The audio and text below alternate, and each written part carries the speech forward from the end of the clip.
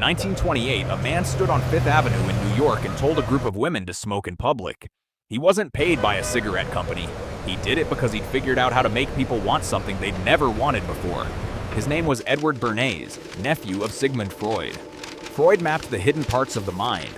Bernays asked, "What happens if you find those levers and pull them on purpose?" In 1917, the US government hired him to sell an entire country on a war nobody wanted to fight. It worked. Afterward, Bernays realized the same tools that sold a war could sell anything. A product, a habit, a feeling. He gave it a softer name, public relations. His first major client was a cigarette company. In the 1920s, women smoking in public was socially unthinkable, which meant half the population was a market nobody could reach. So Bernays hired a psychoanalyst who explained that a lit cigarette symbolized male power. Bernays didn't sell a cigarette. He sold a rebellion. He had women march in New York's Easter parade lighting cigarettes on cue, told newspapers in advance that women were lighting torches of freedom. And overnight, smoking in public became a statement. Nobody changed the product. Bernays changed its meaning. That was his real discovery. People don't buy products, they buy identities. Sell the story around the object, not the object. Even bacon and eggs became the traditional American breakfast, not by accident, but by campaign. That blueprint didn't stay in advertising. In 1956, architect Victor Gruen opened the first enclosed American mall, not to make people buy more, but to build a climate-controlled town square.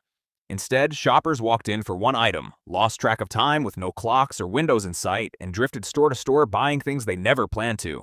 Researchers called it the Gruen transfer. The moment focused intent collapses into impulse. Retailers didn't fix it, they built it in on purpose.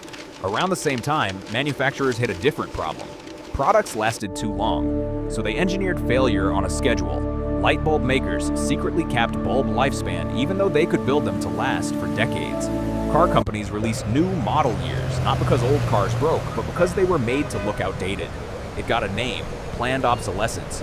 The product didn't need to fail, it just needed you to feel like it had.